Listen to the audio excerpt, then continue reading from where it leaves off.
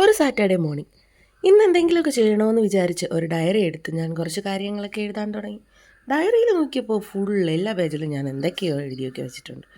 അങ്ങനെ തപ്പിപ്പിടിച്ചൊരു പേജ് എടുത്ത് അവിടെ ഇന്ന് ചെയ്യാനുള്ള കാര്യങ്ങൾ എഴുതി വെച്ചു. വീട്ടിൽ നിൽക്കുന്ന ദിവസം ഞാൻ വെറുതെ സമയം പാഴാക്കി കളയുന്നതായിട്ട് എനിക്ക് നല്ല ബോധ്യമുണ്ട്. അതുകൊണ്ടാണ് ഈ സാഹസത്തിന് ഞാൻ മുതിർന്നത്.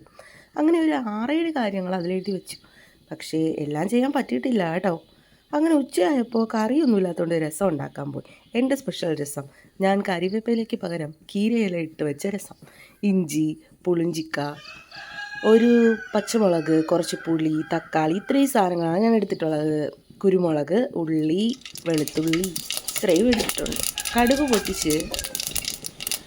പൊട്ടി കഴിയുമ്പോൾ അതിലേക്ക് കീരയില, നമ്മുടെ പാടത്ത് വിളയിലൊക്കെ നിൽക്കുന്ന ഇലേനെ പിച്ച് അതിലേക്ക് ഇട്ട് കൊടുത്തു. കറിവേപ്പിലേക്ക് പകരം ഞാൻ കീരയില ഇട്ട് ഹെൽത്തി രസമാണ് ഉണ്ടാക്കുന്നത്.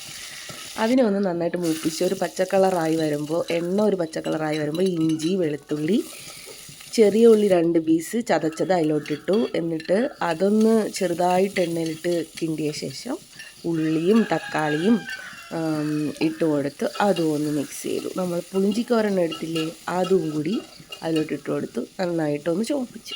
ഇതിനി ചുമന്ന് വരണം. ഇനി മഞ്ഞൾപ്പൊടി ഉപ്പും കൂടി അതിൽ കൂടെ ചേർത്ത് നന്നായിട്ടൊന്ന് വേകാൻ വേണ്ടിയിട്ട് ഇതിന് നിറം ഇതൊന്ന് വാടി വരുമ്പോൾ അതിലോട്ട് കുറച്ച് പുളിവെള്ളം ഒഴിച്ചു.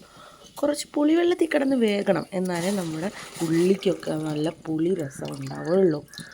ഇനി അത് വെന്തതിന് ശേഷം കുറച്ച് പുളിവെള്ളം കൂടി ഒഴിച്ചു. ബാക്കി പുളിവെള്ളം കൂടി അതിലോട്ട് പിഴിഞ്ഞൊഴിച്ച് നമ്മൾ നന്നായിട്ട് മിക്സ് ചെയ്ത് അതൊന്ന് ചെറുതായിട്ട് തിളച്ച് കഴിയുമ്പോൾ ഇനി വേണം നമ്മൾ അതിലോട്ട് പൊടികളൊക്കെ ഇടാം. എന്തൊക്കെ ഇട്ടു?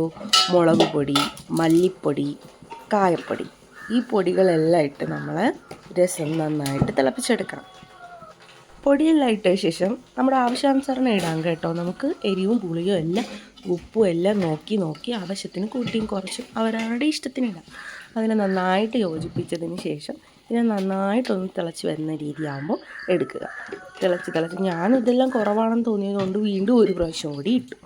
പക്ഷേ ഇതൊരു ഹെൽത്തി രസമായിട്ടാണ് എനിക്ക് തോന്നിയത്. കാരണം കറിവേപ്പില ഇടാതെ ഞാനതിൽ ചീരയെല്ലാം ഇട്ടു. അതുകൊണ്ടാണ് അങ്ങനെ പറഞ്ഞത്.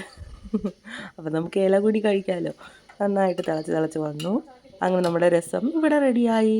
അങ്ങനെ ഞാൻ പോയി എന്തൊക്കെ ചെയ്തു എന്നുള്ളത് ടിക്കിട്ട് വെച്ചു. രാത്രി ആയപ്പോഴത്തേക്കും ഇതിലൊരു 2-3 സ്കിപ്പ് ചെയ്തെങ്കിലും കുറച്ച് ആക്ടിവിറ്റീസൊക്കെ ചെയ്തതിന് ശേഷം ഡേ അവസാനിപ്പിച്ചു.